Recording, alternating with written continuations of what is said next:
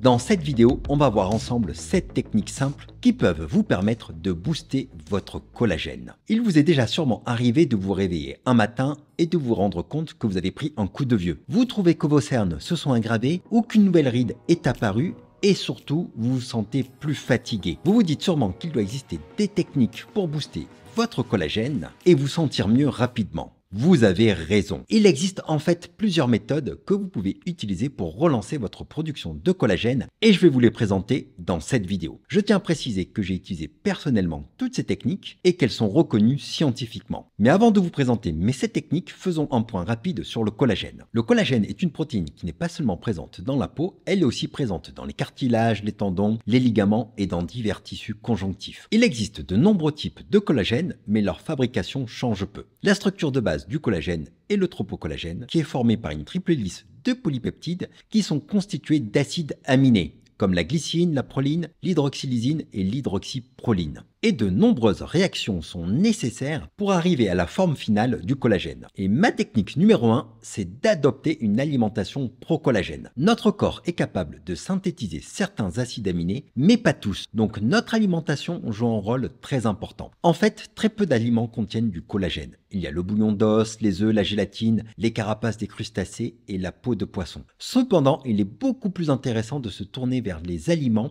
indispensables à la production de collagène. Il est essentiel d'avoir une alimentation riche en protéines et en acides aminés importants pour la fabrication de collagène comme la lysine et la proline. La proline est un acide aminé non essentiel, c'est-à-dire que le corps est capable de le fabriquer, mais comme nous l'avons vu, il est indispensable à la production de collagène qui représente un quart de la masse protéique de notre corps. Donc nos besoins en proline sont très importants, d'où la nécessité d'en apporter suffisamment par notre alimentation. Les aliments riches en proline sont la gélatine, le fromage frais, le parmesan, le lait, le bœuf, le chou, les épinards et les asperges. Maintenant, passons à la lysine, qui est un acide aminé essentiel, c'est-à-dire que notre corps est incapable de le synthétiser et donc la lysine doit être apportée par notre alimentation. La lysine est très importante dans la fabrication du collagène et on le retrouve principalement dans les poissons et notamment la morue, les produits laitiers comme les fromages, le lait et les yaourts, les légumineuses, le soja, les céréales et la viande. Parmi les autres aliments importants, les agrumes, les kiwis, les mûres, en fait, tous les aliments qui contiennent de la vitamine C sont importants car la vitamine C contribue à la formation de la triple hélice de collagène grâce à une réaction d'hydroxylation entre la lysine et la proline. La vitamine C est aussi un antioxydant et permet aussi de lutter contre les radicaux libres. C'est pour cela que la vitamine C est si bonne pour la peau qu'on la mange ou qu'on l'applique en sérum. D'autre part, la formation de l'hélice de collagène nécessite des ponts de disulfure. Donc l'apport de soufre dans notre alimentation est essentiel. Maintenant, avoir une alimentation parfaite pour le collagène n'est pas toujours évident. Il peut être utile de s'aider avec des compléments en collagène. Il s'agit de ma technique numéro 2, car avec le temps, notre collagène natif diminue et il devient de moins bonne qualité. Donc il est très tentant de se supplémenter en collagène pour prévenir le vieillissement. Mais on ne se supplémente pas en collagène pur car il est trop gros pour être assimilé par notre organisme. Les fabricants doivent donc découper le collagène natif en séquences d'acides aminés afin de le rendre plus petit et biodisponible pour votre métabolisme. En ingérant ces hydrolysats, nos enzymes présentes dans notre tube digestif viennent découper ces peptides en acides aminés unitaires qui peuvent facilement traverser la barrière cutanée. En 2021 est sortie une étude intitulée Effect of Hydrolyzed Collagen Supplementation on Skin Aging, a Systematic Review on Meta-Analyse. C'est une méta-analyse, donc une étude qui analyse d'autres études déjà publiées sur le même sujet pour essayer d'établir un consensus. Et cette analyse montre que la supplémentation en collagène hydrolysé était plus efficace que le placebo pour améliorer l'hydratation, l'élasticité et réduire les rides de la peau. D'après l'étude, la consommation de collagène hydrolysé pendant 90 jours est efficace pour réduire le vieillissement cutané en diminuant les rides et en améliorant l'hydratation de la peau. D'autres données laissent à penser que ces hydrolysats augmenteraient aussi la production d'acide hyaluronique. Ces résultats sont particulièrement intéressants et m'ont convaincu d'essayer la supplémentation en collagène. Même si je sais parfaitement que ce sont souvent les laboratoires qui produisent les compléments en collagène qui financent ces études et que cela rend les résultats moins fiables. J'ai donc effectué plusieurs cures de 3 mois et j'ai souvent eu la sensation qu'il y avait un réel effet sur la qualité de la peau. Et pas seulement, j'ai aussi l'impression que mes cheveux étaient plus épais. De mon point de vue, ce type de supplémentation est un véritable boost, mais ne remplace en rien le fait d'avoir une alimentation équilibrée et une activité physique régulière. Et si vous souhaitez connaître mes recommandations en supplémentation en collagène, ce sera en description de cette vidéo. Maintenant, parlons de ma troisième technique, l'activité sportive. Concernant le sport, tout le monde sait que l'activité physique régulière et variée a une action anti-âge importante, mais ce que l'on sait moins, c'est son impact sur notre peau. Les études montrent clairement que les personnes qui ont une activité physique régulière ont un derme plus épais que les sédentaires. Et il y a eu du nouveau en 2023. Une étude japonaise a comparé l'effet de l'exercice physique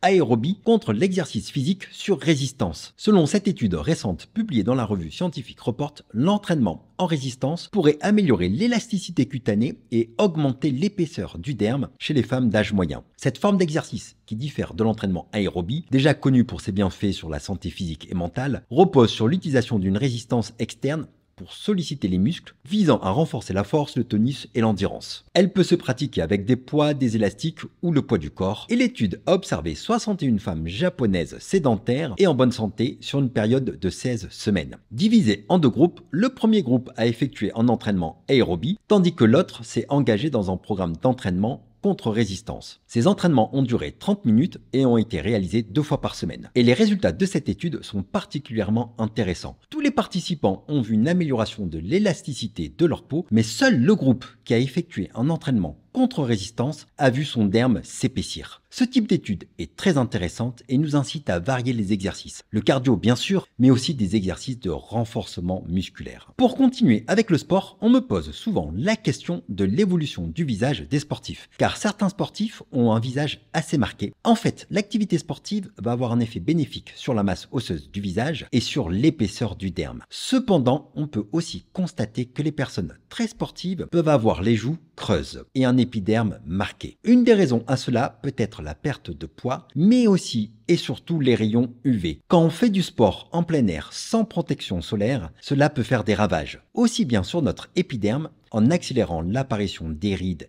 et des taches, mais aussi en accélérant la fonte de la graisse du visage, qui est très sensible à l'inflammation créée par les rayons UV. Ce qui nous amène à ma quatrième technique, l'application d'une crème solaire tous les jours. La protection solaire est essentielle pour prévenir les dommages causés par les rayons UV qui peuvent dégrader le collagène et entraîner un vieillissement prématuré de la peau. L'application quotidienne d'une crème solaire indice 50 aide à protéger votre peau sur le long terme. Et oui, la crème solaire, ce n'est pas que pour préserver son collagène et prévenir les taches, mais aussi et surtout pour éviter l'apparition de cancer cutané. Vous devez en mettre tous les jours, qu'il fasse beau ou qu'il pleuve, en été comme hiver. Et pour préserver son collagène, le piège dans le choix de la crème solaire, c'est de ne regarder que la protection UVB qui est déterminée par le SPF. Bien sûr, je vous recommande des crèmes solaires SPF 50 minimum, mais pour préserver votre collagène, ce qui est important, c'est de regarder la protection UVA, car ce sont les UVA qui atteignent le derme et qui dégradent le plus les fibres de collagène, d'élastine et d'acide hyaluronique. Le problème essentiel est souvent de trouver une crème solaire agréable à appliquer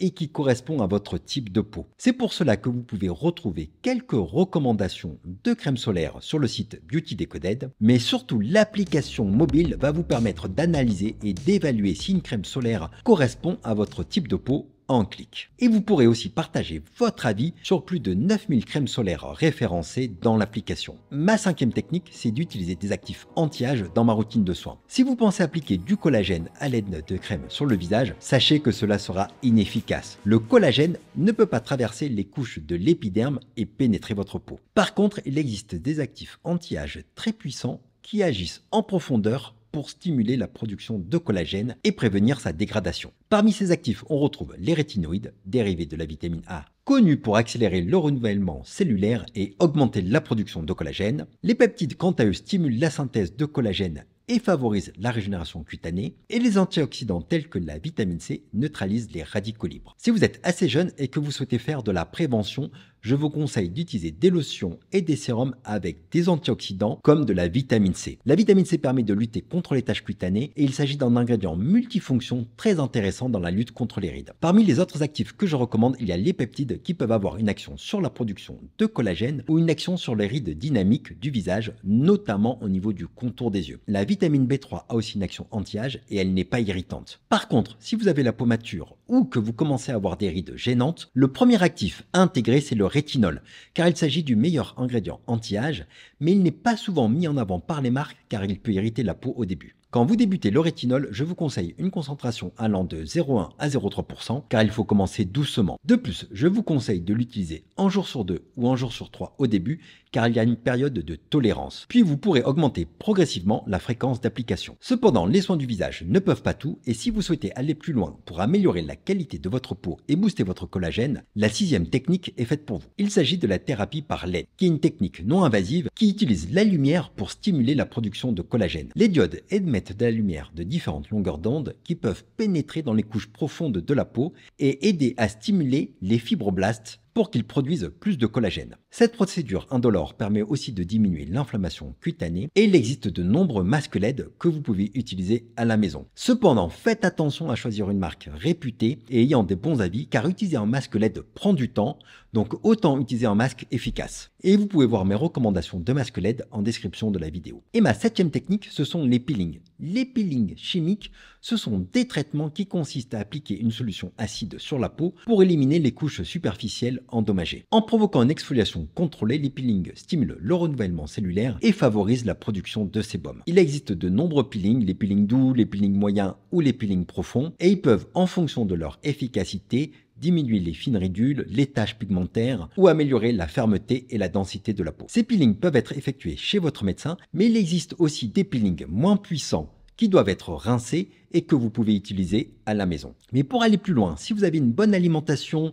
une activité sportive régulière, une routine skincare personnalisée, c'est très bien, mais faites attention à ne pas ruiner tous vos efforts à cause du tabac, de l'exposition au soleil, d'une mauvaise gestion du stress et d'un manque de sommeil. Prenez soin de vous et à bientôt.